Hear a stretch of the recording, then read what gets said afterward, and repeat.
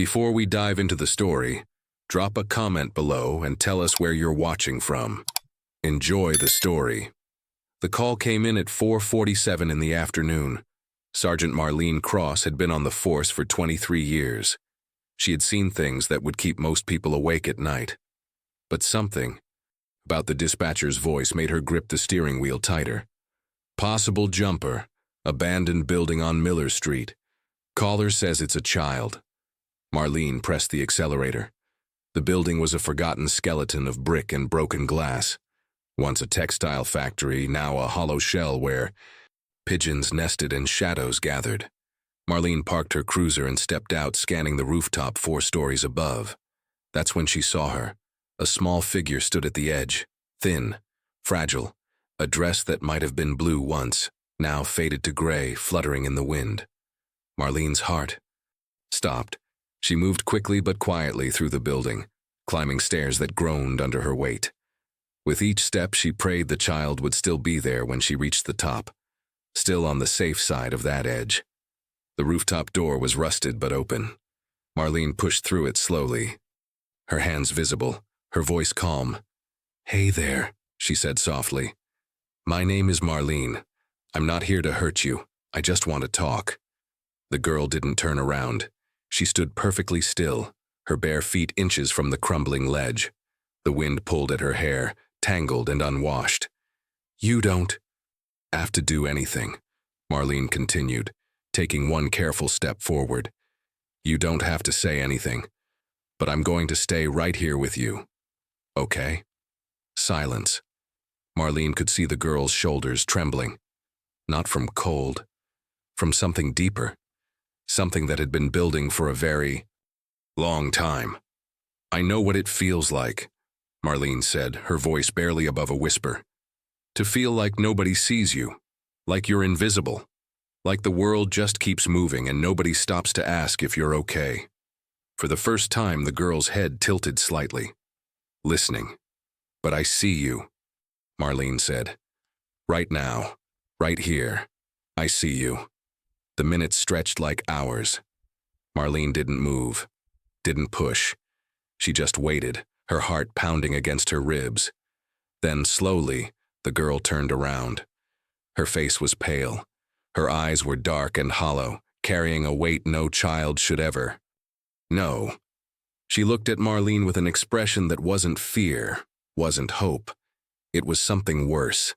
It was emptiness. Marlene extended her hand. "Will you come with me, just away from the edge? That's all I'm asking." The girl stared at the hand for a long moment. Then, like a wounded bird, deciding whether to trust, she took one step forward, then another. When she reached Marlene, she collapsed into her arms. Marlene held her tight, feeling the small body shake with silent sobs. She whispered words of comfort, promises that everything would be all right, even though she didn't know if that was true. And then she felt it, beneath the thin fabric of the dress, a firmness, a curve that shouldn't be there on a body so small. Marlene pulled back slightly, looking down. Her breath caught in her throat. The girl looked up at her with those empty eyes and whispered a single word. "Sorry." Marlene's mind raced. This child couldn't be more than 11 or 12 years old, and she was pregnant. The hospital's fluorescent lights buzzed overhead as Marlene walked beside the gurney. The girl hadn't spoken another word since that whispered apology on the rooftop. She lay still, her eyes fixed on the ceiling, her small hands folded over her stomach. Nurses moved quickly around them, their faces carefully neutral, but Marlene caught the glances they exchanged, the silent questions, the barely concealed shock. A doctor approached, a woman in her 50s with kind eyes and gray streaks in her hair. Dr. Patricia Vance, according to her badge. "Sergeant Cross, I'm told you brought her in. Do we have any identification? A name? Family contacts?" Marlene shook her head. Nothing. She was alone on that rooftop. No ID, no phone, nothing in her pockets except this. She held up a small crumpled paper. "An address, that's all." Dr. Vance nodded and turned to the girl. "Sweetheart, can you tell us your name? We just want to help you." The girl's eyes shifted to the doctor for a brief moment, then returned to the ceiling. Silence. All right, Dr. Vance said gently. That's okay. We're going to take care of you. You're safe here. They wheeled her into an examination room and Marlene was asked to wait outside. She paced the hallway, her mind spinning with questions that had no answers. Who was this child? Where had she come from? How long had she been alone? And the question that haunted her most, what had happened to her? An hour passed, then two. Marlene refused to leave, waving off calls from dispatch, ignoring the buzzing of her phone. Finally, Dr. Vance emerged, her expression troubled. Sergeant, can we speak privately? They stepped into a small consultation room. Dr. Vance closed the door and took a deep breath. The girl is malnourished, dehydrated. She has old bruises on her arms and legs, some healed, some newer, and she is, as you suspected, pregnant. Marlene felt her stomach tighten. How far along? Dr. Vance hesitated. It's difficult to say with certainty. She's so undernourished that the measurements are unreliable. She could be 5 months along, maybe 6. Without more specific tests, it's just a guess. She paused. But Sergeant, this child is young. Very young. 11, maybe 12 at most. Marlene closed her eyes. She had known, of course. She had felt it on that rooftop. But hearing it confirmed made it real in a way that pressed against her chest like a weight. Has she said anything? Marlene asked. Not a word. She won't make eye contact with anyone. She flinches when people get too close. Doctor. Vance's voice softened. Whatever this child has been through, it's left deep marks. Not just physical ones. What happens now? We'll keep her for observation, run more tests. But Sergeant, without identification, she'll eventually be transferred to state custody. Child Protective Services will take over. Marlene thought of the crumpled paper in her pocket, the address. I want to stay with her, she said, at least until we figure out who she is. Dr. Vance studied her for a moment. That's not standard protocol. I know. Something passed between them. An understanding. Dr. Vance nodded slowly. I'll see what I can do. That night, Marlene sat in a chair beside the girl's hospital bed. The room was dim, lit only by the soft glow of monitoring equipment. The girl slept fitfully, her brow furrowed even in rest, her hands clutching the thin blanket. Marlene watched her and felt something stir in her chest, a fierce protectiveness she hadn't felt in years, maybe decades. I don't know who you are, she whispered, but I'm going to find out. And I'm going to help you. I promise. The girl didn't wake, but for a moment, her grip on the blanket seemed to loosen just slightly. Around midnight, Marlene finally allowed herself to look at the crumpled paper again. She smoothed it out under the dim light. An address, 2847 Orchard Lane. She pulled out her phone and searched. The results made her frown. The property had been officially condemned 3 years ago. Declared uninhabitable due to unsafe living conditions. No registered occupants. But the satellite image showed something that made Marlene's pulse quicken. There was a light in one of the windows. Someone was still living there. The morning sun did nothing to make Orchard Lane look welcoming. Marlene parked her cruiser at the end of the street and stepped out, her eyes fixed on the house at the far corner, number 2847. Even from a distance, it looked like a place the world had decided to forget. She walked closer, her boots crunching on broken glass and dead leaves. The neighboring houses were modest, but maintained. Lawns mowed, curtains in the windows. But 2847 stood apart, surrounded by overgrown weeds that reached up like grasping fingers. A torn strip of yellow caution tape hung from the front porch railing, fluttering weakly in the breeze.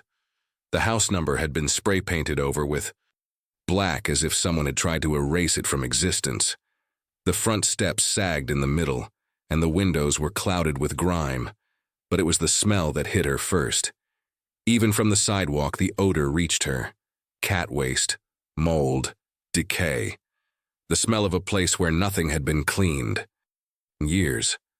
Marlene pulled her jacket collar over her nose and approached the door. She knocked twice.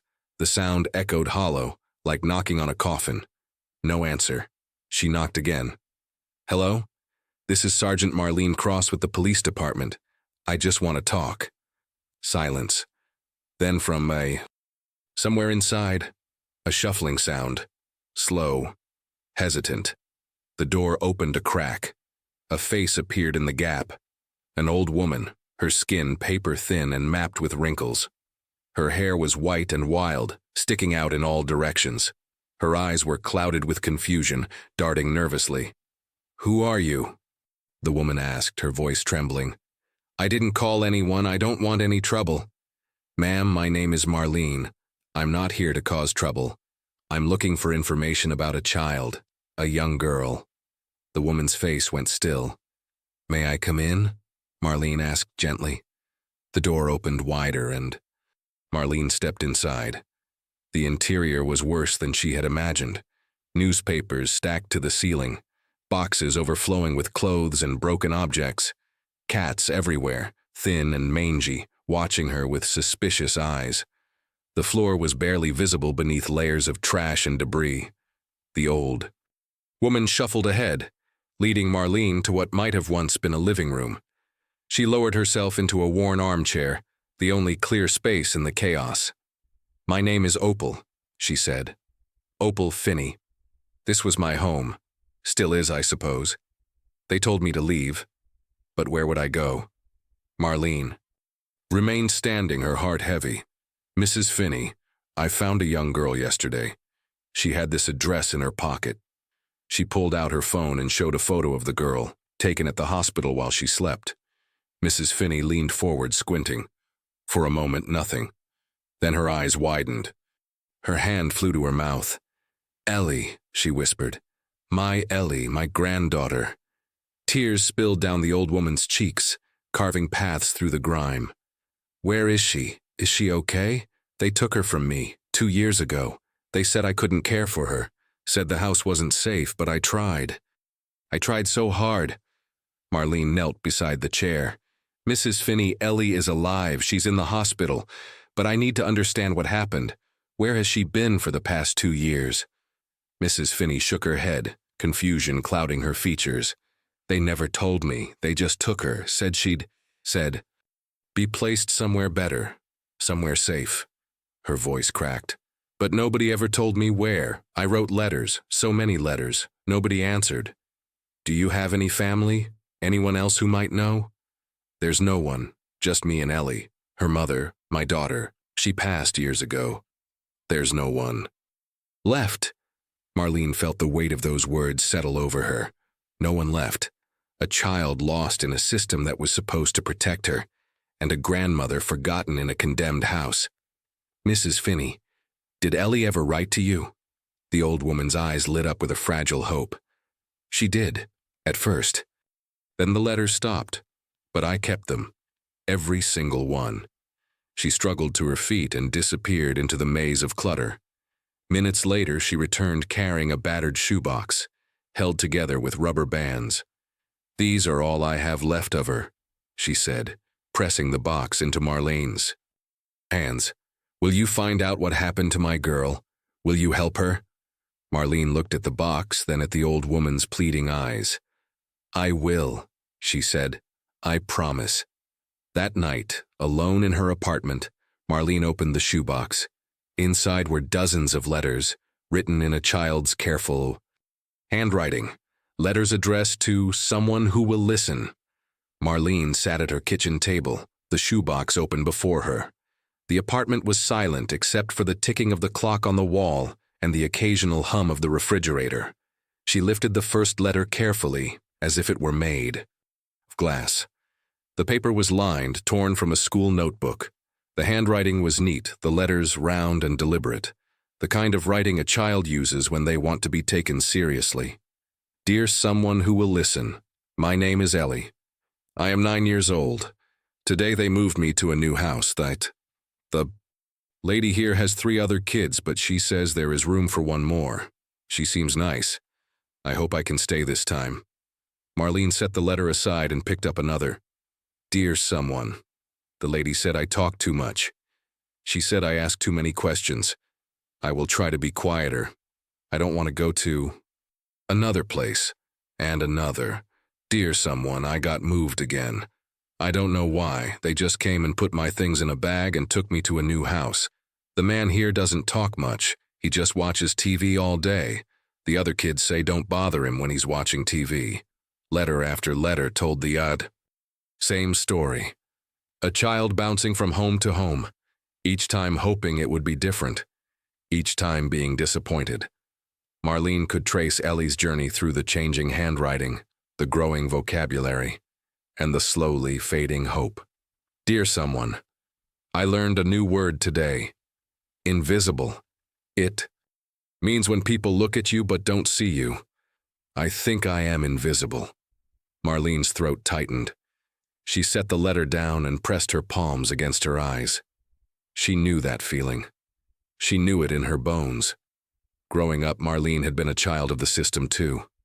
Different houses, different faces, different rules, but always the same loneliness, the same sense that she was a problem to be managed, not a person to be loved. She had buried those memories deep, built a life on top of them like a house built on sand. But reading Ellie's words, she felt the foundation shift. She picked up another letter. The handwriting had changed now, less careful, more hurried. The letters were cramped, pressed hard into the paper. Dear someone, I don't understand why no one wants me. I try to be good. I try to be quiet. I try to be whatever they want me to be. But it's never enough. Maybe something is wrong with me. Maybe that's why my mom left. Maybe that's why Grandma couldn't keep me. Marlene wiped her eyes and kept reading. Dear someone, I turned 11 today. Nobody remembered. I didn't say anything because I didn't want to be a bother. I made a wish anyway. I wished for someone to find me. Someone who wouldn't give up. The letters near the bottom of the box were different. The paper was darker, older. The writing was smaller, almost secretive. Dear someone, I stopped counting the houses. It doesn't matter anymore. They all look the same after a while. Gray walls, gray faces, gray days. Dear someone, I heard them talking about me today. They said I'm difficult. They said I have problems. But I don't have problems. I just want someone to listen. Marlene reached the final letter. It was crumpled as if it had been written, discarded, then retrieved. The words were barely legible, scrawled in a shaking hand. Dear someone, if I disappear, no one will look for me. No one ever has, because no one ever will. I think I finally understand. Goodbye. Marlene stared at those words for a long time. The clock ticked, the refrigerator hummed, and something inside her, something she had locked away years ago, broke open. She thought of the little girl she had held on that rooftop, the empty eyes, the whispered apology, the weight she carried in her small body, and she thought of herself at that age, alone, invisible, waiting for someone who never came. Marlene gathered the letters carefully and placed them back in the box. Her hands were trembling, but her resolve was steady. She had made a promise to Mrs. Finney. She had made a promise to herself on that rooftop. She would not let Ellie disappear. Not this time. 3 days had passed since Marlene found Ellie on that rooftop. The hospital room had become a small sanctuary. Soft light filtered through the blinds. The steady beep of monitors provided a quiet rhythm. And Ellie, though still pale and fragile, had begun to eat small meals and sleep through the night. But she still hadn't spoken. Marlene visited every day, sometimes twice. She would sit in the chair beside the bed and talk, not expecting answers. She told Ellie about the weather, about the food in the hospital cafeteria, about a stray cat she once adopted that liked to sleep on her keyboard. Ellie listened. Marlene could tell by the way her eyes would shift, the way her breathing would change. She was paying attention, even if she couldn't bring herself to respond. On the 4th morning, Marlene arrived with a small stuffed bear she had bought from the hospital gift shop.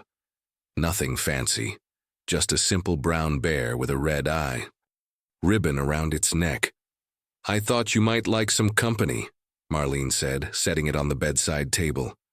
"When I was a kid, I had a bear like this. I called him Captain. Silly name, I know, but he was my best friend for a long time." Ellie's gaze moved to the bear. For a moment, something flickered in her eyes. Something almost like recognition. Then, so quietly that Marlene almost missed it, she spoke. "Ellie." Marlene leaned forward, her heart pounding. "What was that, sweetheart?" "My name." The girl's voice was hoarse from days of silence. Ellie Wren." Marlene felt tears. Marlene felt prick at her eyes, but she held them back. She smiled gently. "That's a beautiful name, Ellie. Thank you for telling me." Ellie's eyes met hers for just a second before dropping back to the blanket. "I'm 11. 11, Marlene repeated softly. "That's a good age. I remember being 11. Silence fell again, but it was different now. Less heavy. The first crack in the wall. Later that afternoon, the door opened and a woman entered. She was tall, dressed in a gray pantsuit, carrying a leather folder. Her face was professional, carefully composed. But there was something cold in her. Eyes that made Marlene's instincts flare. "Sergeant Cross.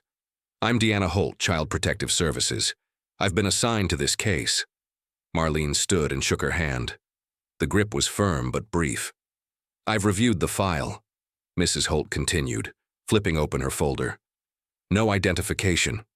Initially, but we've confirmed her identity through the system. Eleanor Grace Wren, age 11.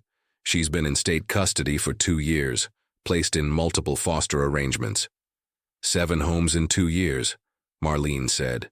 It wasn't a question. Mrs. Holt's expression didn't change. Foster placement can be challenging. Resources are limited. And now, once she's medically cleared, she'll be transferred to Greenfield House. It's a group facility that can accommodate her situation. Marlene felt her jaw tighten. Her situation? She's a child, a pregnant child. She needs more than accommodation. "Sergeant, I understand your concern, but there are protocols. Greenfield has the resources to provide appropriate care. I want to apply for temporary guardianship." The words came out before Marlene had fully thought them through. But the moment she said them, she knew she meant. And Mrs. Holt raised an eyebrow. "That's not a simple process. You're a single woman, a police officer with demanding hours. You haven't completed the required certification courses. The courts won't approve it." "Then tell me what I need to do." Mrs. Holt studied her for a long moment. "I'll send you the paperwork, but I wouldn't get your hopes up." She turned and walked out without another glance at Ellie. Marlene stood in the silence, her fists clenched at her sides. She turned back to the bed and found Ellie watching her, those dark eyes filled with something new. Fear. "They're going to send me away, aren't they?" Ellie's voice trembled. "To another place, another house." Marlene crossed to the bed and knelt beside it, taking Ellie's small hand in hers. "Listen to me. I know you've heard a lot of promises from a lot of people, and I know most of those promises were broken." She squeezed gently. "But I'm telling you right now, I am not going to abandon you. Do you understand?" Ellie's eyes searched her face, looking for the lie, the catch, the disappointment that always came. "You promise?" she whispered. Marlene nodded. "I promise." Even as she said it, she had no idea how she would keep it. But she knew she would find a way. The office of Theodore Barlow was tucked away on the second floor of a worn brick building downtown. The elevator was broken, the stairwell smelled of old coffee, and the hallway carpet had seen better decades. But when Marlene stepped through the door, she found something unexpected. Warmth. The walls were lined with photographs, children of all ages, smiling, holding certificates, standing with families. A bookshelf overflowed with legal volumes and children's books sitting side by side. And behind a cluttered desk sat a man in his 60s with silver hair, kind eyes, and a tie that was slightly crooked. "Sergeant Cross?" He rose and extended his hand. "Theo Barlow, please sit down. I've been expecting you. Marlene took the offered chair. You know why I'm here? Ida called me, told me about the girl, Ellie. He settled back into his seat, folding his hands. I've been doing this work for 30 years, Sergeant, representing children who fall through the cracks. And let me tell you, those cracks are wider than most people want to believe. Can you help her? Theo leaned forward. I can try, but I need you to understand what we're up against. The system isn't evil. It's just overwhelmed. Too many children, not enough resources, and a bureaucracy that moves like molasses in winter. Ellie doesn't have time for molasses. No, she doesn't. He pulled a folder from a stack on his desk. I've already started looking into her case. She's been in state custody for 2 years. 7 placements in that time. I know. Mrs. Holt told me. What Mrs. Holt probably didn't tell you is that 3 of those placements were terminated early due to what the reports call incidents. He opened the folder and I turned it toward her. No details, no investigations, just notes that say placement discontinued and a transfer to the next home. Marlene stared at the pages. They didn't look into it. Caseworkers are overloaded, budgets are tight, and sometimes it's easier to move a child than to ask hard questions. The anger that had been simmering in Marlene's chest flared hot. So she just gets shuffled around like a piece of furniture and nobody notices that something is wrong? That's exactly what happens to thousands of children every year. Theo's voice was heavy with weariness, but also with resolve. But you noticed, Sergeant. You pulled her off that roof, and now you're sitting in my office. That counts for something. Marlene took a breath, steadying herself. What can we do? I'm going to file for an emergency review of her case. Challenge the placement at Greenfield. It's not the worst facility, but it's overcrowded and understaffed. Not the right place for a pregnant 11-year-old who's been through what she's been through. And the guardianship? Theo hesitated. That's harder. You're single, you work long hours, and you haven't completed the foster certification process. On paper, you don't qualify. I don't care about paper, I care about that girl. I know you do. And that's exactly what I'm going to argue. He closed the folder. But I need time, and I need you to stay on the right side of the rules, even when every instinct tells you to break them. Before Marlene could respond, her phone buzzed. A message from a number she recognized. Nurse Ida Castillo. Can you come to the hospital? There's something you should know. 20 minutes later, Marlene was walking through the hospital corridors. She found Ida at the nurse's station, a woman in her late 60s with silver-streaked hair and gentle hands that had comforted countless patients. Thank you for coming, Ida said, leading her to a quiet corner. I didn't want to say this over the phone. What is it? Ida's face was troubled. Ellie's latest test results came back. Her blood pressure is low, too low. It's been consistent since she arrived. What does that mean? It means her body is under stress. The pregnancy is taking a toll on her, more than it would on an adult. Ida paused. I've seen cases like this before. If she doesn't get proper care, proper rest, proper nutrition, things could go wrong very fast. Marlene felt cold. Does Greenfield have the resources to handle that? Ida's silence was answer enough. I've worked in this system for 40 years, Ida finally said. I've seen children slip through cracks so deep they never climb out. But I've also seen what happens when someone refuses to let go. She looked at Marlene with steady eyes. Don't let go, Sergeant. That girl needs someone in her corner. Marlene nodded. I'm not going anywhere. But as she drove home that night, Theo's words echoed in her mind. Stay on the right side of the rules. She wondered how long she could keep that promise. The cemetery was quiet in the late afternoon light. Marlene stood before a simple headstone, her hands buried in her jacket pockets. The name etched into the granite was faded by years of rain and sun, but she knew every letter by heart. Dorothy Ann Cross, beloved mother, beloved. The word felt hollow. Marlene hadn't visited this place in over a decade. She had told herself there was no point. The dead don't hear. The past doesn't change. But something had pulled her here today, a gravity she couldn't resist. Standing in the silence, memories rose unbidden. A cramped apartment that smelled of cigarette smoke. A mother who was there but not there, lost in bottles and broken promises. Social workers with clipboards and pitying eyes. The first foster home. The second. The fifth. Marlene remembered being 11 years old, sitting on the edge of a strange bed in a strange room, clutching a stuffed bear named Captain. She remembered wondering if anyone would ever want her, if she would ever belong anywhere. She remembered her sister. Caroline had been 7 years younger, a small girl with bright eyes and a laugh that could fill a room.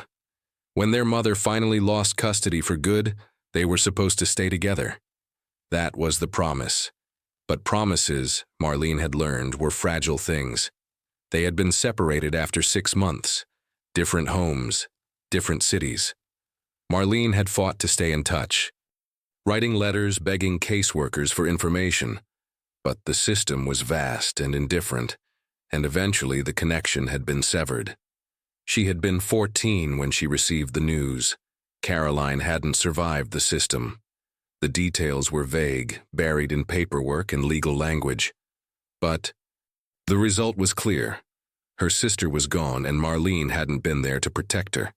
That was the day Marlene decided what she would become. She became a police officer because she wanted to be someone who showed up, someone who answered the call, someone who didn't look away when a child was in danger. But she had also built walls, thick, high walls around her heart. She had told herself it was necessary, professional, safe. Now, standing at her mother's grave, she felt those walls beginning to crack. Ellie's face haunted her, those empty eyes, that whispered apology, the letters written to someone who never answered.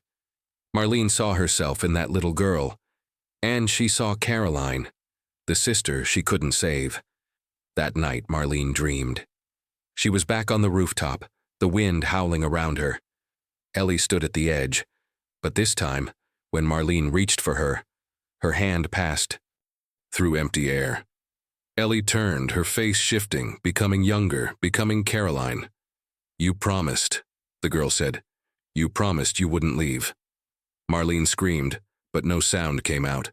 She woke to the shrill ring of her phone, her heart pounding, her sheets damp with sweat. The clock read 47 a.m. The caller ID showed Ida's number. "Marlene?" Ida's voice was urgent. "Can you come to Greenfield House tomorrow morning? Ellie has been asking for you." Marlene sat up, her pulse still racing. "Is she okay?" A pause. "She says she needs to tell you something important." Greenfield House was a gray building on a gray street. Marlene parked across the road and studied it through her windshield. The facility was large, institutional, surrounded by a chain-link fence. A faded sign near the entrance read, "Greenfield Children's Center, a place of hope." Hope. The word felt like a cruel joke. Ida had arranged a supervised visit, calling in favors from staff she had known for years.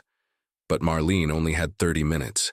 30 minutes to see Ellie, to hear what the girl needed to say. Inside, the building smelled of disinfectant and cafeteria food. The walls were painted, a cheerful yellow that somehow made everything feel sadder. Children moved through the hallways in small groups, their eyes carrying a weariness that no child should know. A staff member led Marlene to a small visiting room with plastic chairs and a table bolted to the floor. A camera blinked in the corner. Everything was monitored. Everything was controlled. Then Ellie walked in. She looked smaller than Marlene remembered, paler. The hospital had given her some color back, but a week at Greenfield had already begun to drain it away. She wore clothes that didn't quite fit, her hair pulled back, in a messy ponytail. But when she saw Marlene, something flickered in her eyes, a tiny spark of recognition, of trust. "Hi, sweetheart," Marlene said softly. Ellie sat down across from her, her hands folded on the table. For a long moment, she didn't speak, just looked at Marlene, as if deciding something. Then, in a voice barely above a whisper, she began, "The last house I was in before I ran, She stopped, swallowed. There was a man there. Marlene's chest tightened, but she kept her face calm, steady, safe. He was supposed to take care of us. That's what they said. Ellie's gaze dropped to her hands. But he didn't, not really. She paused again, her small fingers trembling. He would. He would leave doors open, when I was getting dressed, when I was in the bathroom. Her voice cracked. He said it was because he trusted me, that families don't have secrets. Marlene felt something cold and heavy settle in her stomach. She wanted to reach across the table to hold this child, to shield her from the memories. But she knew that right now, Ellie needed to be heard more than she needed to be held. You don't have to say anything more, Marlene said gently. I understand. Ellie looked up, her eyes wet. I ran because I found out they were going to send me somewhere else, farther away, where no one would find me. She wiped her face with the back of her hand. I didn't want to disappear again. You won't, Marlene said, her voice firm. I won't let that happen. The door opened. Mrs. Deanna Holt stepped inside, her heels clicking on the linoleum floor. Time's up, Sergeant Cross. This visit was already an exception. Marlene didn't move. She needs more time. She needs someone to listen. What she needs is to follow the process. Mrs. Holt's voice was flat. You're too emotionally involved. Future visits will require formal approval, which I do not intend to grant. Marlene stood slowly, her fists clenched at her sides. Ellie grabbed her hand, her grip desperate. You promised, she whispered. You said you wouldn't leave me. I'm not leaving you, Marlene said, holding her gaze. I'll find a way, I promise. As she was escorted out, she heard Ellie's voice behind her breaking into a cry. You promised. You said you wouldn't go. The door closed. Captain Lewis Drummond had been a cop for 31 years. He had seen officers burn out, break down, and cross lines they couldn't uncross. He had learned to recognize the signs, and right now, every sign was pointing at Marlene Cross. Sit down, Sergeant. Marlene took the chair across from his desk. The captain's office was small, cluttered with commendations and photographs, a career built on doing things by the book. I've received 3 formal complaints about you in the past week, Drummond said, his voice measured. 2 from Child Protective Services, 1 from the administration at Greenfield House. I'm trying to help a child, Captain. I know what you're trying to do. He leaned back in his chair. And I understand why, but this isn't your case. It's not even in our jurisdiction. You're a patrol sergeant, not a social worker. The system is failing her. Maybe it is, but that doesn't give you the right to bulldoze through protocol. Ecor fixed her with a hard stare. I'm ordering you to step back. No more visits, no more calls to caseworkers. Let the proper channels handle it. Marlene felt the words like a physical blow. And if the proper channels don't? Drummond was silent for a moment. When he spoke again, his voice was quieter. I've known you for 15 years, Marlene. You're one of the best officers I've ever worked with. But I've also seen what happens when good cops let a case get personal. He paused. Don't let this destroy you. She left his office without another word. That evening, Marlene met Theo and Ida at a small diner on the outskirts of town. The booths were worn, the coffee was bitter, and the fluorescent lights buzzed overhead. But it was private, and right now privacy was what they needed. The captain ordered me to back off, Marlene said. Theo nodded slowly. I expected as much. You've been making noise, and people don't like noise. So what do? Ida set down her coffee cup. I've been talking to some of the staff at Greenfield, off the record. The facility is at 120% capacity. They don't have the resources to handle a high-risk pregnancy. They barely have the resources to keep the lights on. Can we use that? Marlene asked. Possibly. Theo pulled a folder from his briefcase. I've been digging into Greenfield's records. There have been 6 complaints filed against the facility in the past 2 years. Overcrowding, inadequate medical care, staff shortages. None of them resulted in any action. Because nobody cares, Marlene said bitterly. Because the people who care don't have power, and the people with power don't care. Theo closed the folder. But we're going to change that. I'm preparing a petition for emergency custody. Review. If we can document the conditions at Greenfield, demonstrate that Ellie's health is at risk, we might be able to get a judge to intervene. How long will that take? Theo hesitated.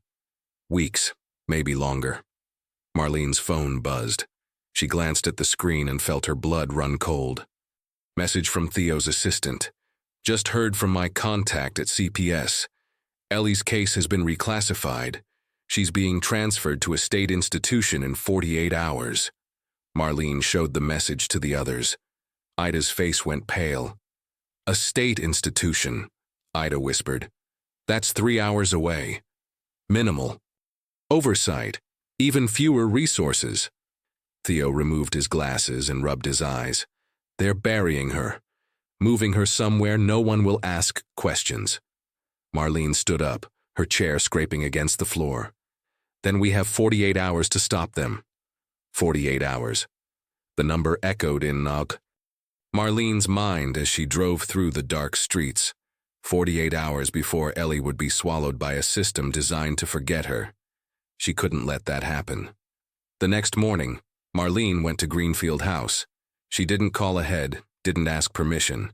She simply walked through the front doors and approached the reception desk. I need to see Ellie Wren. The woman behind the desk barely looked up. Visiting hours are Tuesday and Thursday, by appointment only. This is urgent. I'm a police officer. I don't care if you're the governor. Rules are rules. Marlene leaned forward, her voice low. That girl is 11 years old and pregnant. She needs medical attention that this facility cannot provide. I need to see her. The receptionist finally met her eyes. Something flickered there, perhaps sympathy, perhaps fear, but it was quickly buried. I'm sorry, I can't help you. Marlene left before she did something she would regret. She spent the rest of the day on the phone. Theo filed the emergency petition, but the courts were backed up. Ida reached out to every contact she had in the medical community, trying to find someone who could intervene. Every door they knocked on seemed to close in their faces. That evening, Marlene sat alone in her apartment, staring at her phone. The weight of helplessness pressed down on her chest. Then a message appeared. Unknown number. No caller ID. She opened it and felt her heart stop. A photograph. Ellie lying on thin mattress in a dimly lit room. Her face was pale, her eyes closed. She looked small, fragile, alone. Below the image, 5 words. Better stay away. Last warning. Marlene's hands trembled, not with fear, with rage. Someone was watching. Someone knew she was getting close, and someone wanted her to stop. She called Theo immediately. I just received a threat, she said, her voice tight, with a photo of Ellie. She looks sick, Theo, really sick. Silence on the other end. Then, can you trace the number? It's blocked, probably a burner phone. This changes things. Theo's voice was grave. Someone inside the system doesn't want attention on this case. That means we're onto something. It means Ellie is in danger. I know. I'm going to push the judge for an emergency hearing tomorrow morning. But Marlene, I need you to promise me something. What? Don't do anything reckless. If you break the law, even with good intentions, they'll use it against you. Against Ellie. Everything we've built will collapse. Marlene closed her eyes. She thought of Ellie's face in that photograph. The pallor of her skin. The shadows under her eyes. I'll try, she said. But even as the words left her mouth, she knew they might not be enough. That night she couldn't sleep. She lay in bed, staring at the ceiling. The photograph burned into her memory. Ellie was running out of time, and Marlene was running out of options. By morning, she had made a decision. She would play by the rules. For as long as she could. But if the system failed Ellie one more time, she would do whatever it took to save her, even if it cost her everything. The clock on Marlene's dashboard read 11:47 p.m. She sat in her car across the street from Greenfield House, watching the building through the darkness. Most of the windows were dark, but a few lights still glowed on the upper floors. The night shift staff would be minimal. Skeleton crew. Just enough to say someone was watching. Theo's words echoed in her mind. Don't do anything reckless. But the photograph of Ellie haunted her. That pale face. Those closed eyes. The thin mattress in a room that looked more like a cell than a shelter. The emergency hearing was scheduled for tomorrow afternoon. Theo was confident they had a strong case, but tomorrow afternoon was 12 hours away, and Marlene couldn't shake the feeling that Ellie didn't have 12 hours. She had called Ida earlier that evening. I spoke to someone inside, Ida had said, her voice hushed. Ellie hasn't been eating. She's running a fever. They called it a minor virus, but Marlene, a fever in her condition is not minor. It could trigger complications. Did they call a doctor? They said they would monitor her overnight. Monitor her.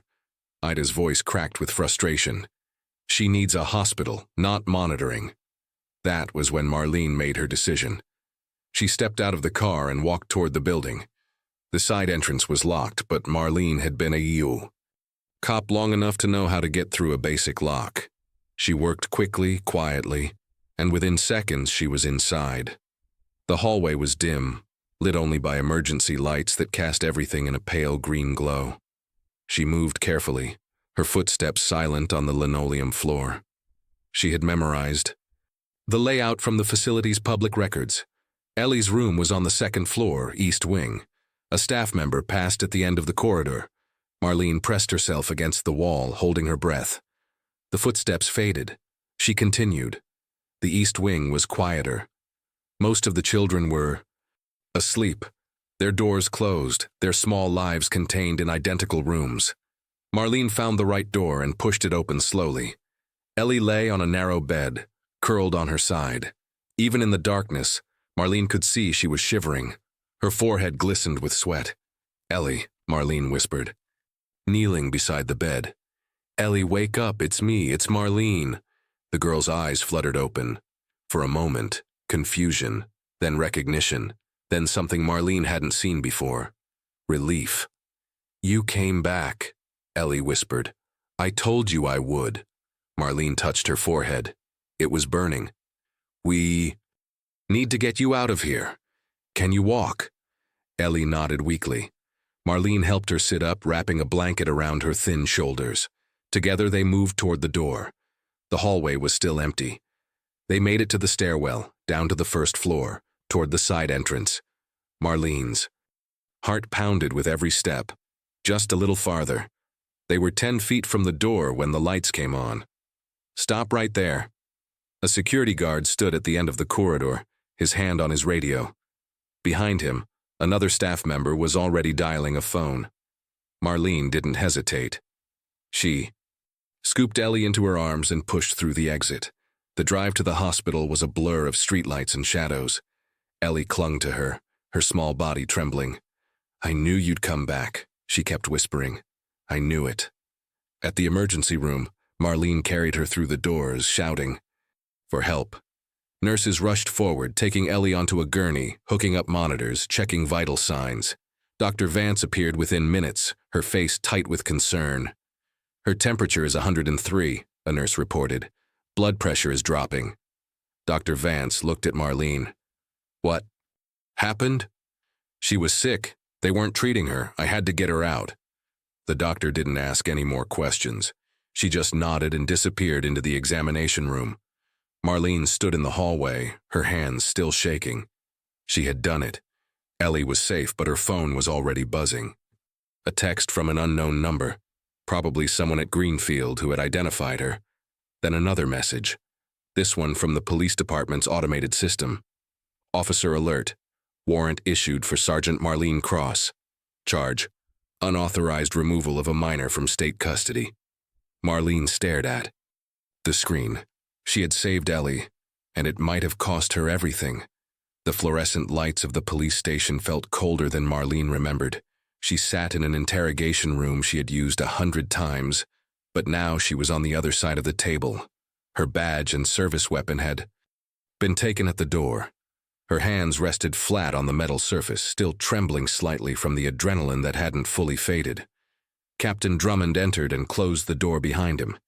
He didn't sit down, just stood there, looking at her with an expression she couldn't quite read. "You know what you've done," he said finally. "I saved a child's life. You broke into a state facility and removed a minor without authorization. That's not saving. That's kidnapping, at least on paper." Marlene met his eyes. She was running a fever of 103. They weren't treating her. If I'd waited until morning, she might not have made it to that hearing. Drummond was silent for a long moment. Then he pulled out a chair and sat down heavily, rubbing his face with both hands. "I've spent 30 years protecting this department's reputation. 30 years making sure my officers follow the rules even when those rules feel wrong." He looked at her. "And in all that time, I've never had an officer put me in this position. I'm sorry, Captain." "No, you're not." A ghost of a smile crossed his face. "And honestly, I'm not sure you should be." He reached into his jacket and pulled out a folded document. The hospital confirmed Ellie's condition. High fever, dangerously low blood pressure, early signs of complications. If she had stayed at Greenfield another night without treatment, the doctors say she could have lost the pregnancy, maybe worse. Marlene felt something loosen in her chest. "She's okay. She's stable. They're keeping her under observation." He set the document on the table. "This is the medical report. Theo Barlow is already using it in his petition. The judge has agreed to an emergency hearing this afternoon." "What about me?" Drummond's expression hardened again. "You're suspended, effective immediately. There will be an internal investigation. The DA is reviewing the charges." Marlene nodded. She had expected as much. "But," Drummond continued, "I've also received 17 calls this morning. From nurses at the hospital, from staff at other facilities, from officers in this department." He paused. "They're all asking me not to throw the book at you. Why? Because you did what they wished they had the courage to do." He stood up. "I can't promise anything, Marlene. The system has its own momentum, but I'll do what I can." He left her alone in the room. An hour later, Theo arrived to escort her out.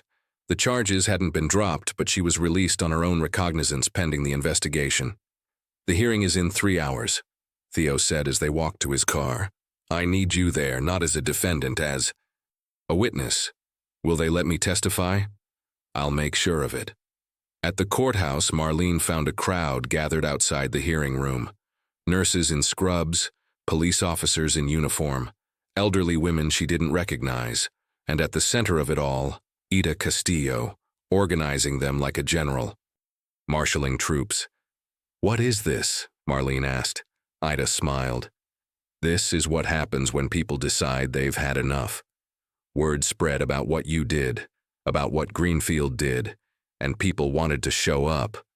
Inside the hearing room, the judge listened as Theo presented his case. The medical DA reports, the facility violations, the documented failures of the system to protect one little girl. Then it was Marlene's turn. She told them everything, the rooftop, the letters, the fear in Ellie's eyes, the photograph sent as a threat. The night she decided that following the rules meant letting a child suffer. "I know I broke the law," she said finally, "and I'll accept whatever consequences come from that. But I also know that if I hadn't acted, Ellie Wren might not be alive today, and I would rather lose my badge than live with that." The room was silent. The judge looked at her for a long moment. Then she turned to the documents in front of her. "I'll announce my decision tomorrow morning." That night, Marlene sat by Ellie's hospital bed. The girl was sleeping, her fever finally broken, her breathing steady. Then Ellie's eyes fluttered open. She looked at Marlene and whispered, "You're still here. I told you I wasn't going anywhere." Ellie reached out and took her hand. Outside the window, the first light of dawn was beginning to break. The morning had barely begun when everything changed. Marlene was in the hospital cafeteria, forcing herself to drink bitter coffee. When her phone buzzed, a message from Ida, "Come to Ellie's room now." She ran. The corridor outside Ellie's room was chaos. Nurses rushed past with equipment. Monitors beeped frantically. Dr. Vance stood at the center, barking orders. "What's happening?" Marlene demanded. Ida grabbed her arm. "She went into labor. The baby's coming. It's too early, she's only—" "I know. 6 weeks premature. They're doing everything they can." Through the window, Marlene could see Ellie on the bed, her small body racked with pain. Her face was pale, drenched in sweat. Her hands gripped the sheets as if holding on for her life. Dr. Vance emerged, her expression grave. "We're taking her to delivery. It's happening whether we're ready or not." "Can I be with her?" The doctor hesitated. "You're not family. Legally, please." Marlene's voice broke. "She has no one else." Something shifted in Dr. Vance's eyes. She nodded once. "Stay out of the way and keep her calm." The delivery room was bright and cold. Machines surrounded the bed like sentinels. Ellie lay at the center, looking smaller than ever, her eyes wide with terror. When she saw Marlene, she reached out her hand. "Don't leave me. Leave." Marlene took it and held tight. "I'm right here. I'm not going anywhere." The hours that followed were the longest of Marlene's life. Ellie screamed. She cried. She begged for it to stop. The doctors worked with urgent efficiency, their voices calm but their movements fast. Then, at 2:47 in the afternoon, a different sound filled the room. A baby's cry, weak, thin, but alive. "It's a boy," the nurse announced, carrying the tiny form to a waiting incubator. "He's small, but he's breathing." Ellie collapsed against the pillow, exhausted. Tears streamed down her face. She looked at Marlene with something like wonder. "He's alive," she whispered. "He's really alive." Marlene squeezed her hand, unable to speak through her own tears. But the relief lasted only a moment. Ellie's face suddenly twisted. Her grip on Marlene's hand tightened painfully. The monitors began to shriek. "She's hemorrhaging," Dr. Vance shouted. "Get her to surgery, now." Nurses swarmed the bed, pushing Marlene aside. Ellie's eyes found hers, wide with fear. "If I don't make it," Ellie gasped, her voice fading. "Promise me. Promise me he won't end up like me. Promise me he won't get thrown away." "You're going to make it," Marlene said fiercely. "Do you hear me? You're going to be fine." But Ellie's eyes were already closing as they wheeled her away. The doors swung shut. Marlene stood alone in the empty room, her hands covered in blood that wasn't hers. And for the first time in 30 years, she fell to her knees and prayed. The waiting room had never felt so small. Marlene sat in a plastic chair, her hands clasped together, her eyes fixed on the double doors that led to the surgical wing.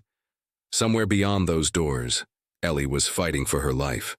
Ida arrived first, still in her nursing scrubs, her face tight with worry. She sat beside Marlene without a word and took her hand. Theo came an hour later, carrying coffee that neither of them touched. He had news from the courthouse, but it didn't seem to matter now. Nothing mattered except those doors. The clock on the wall ticked. Slowly, each minute stretched into an eternity. "Tell me about her," Ida said softly. "Tell me about the girl you found on that rooftop." Marlene closed her eyes.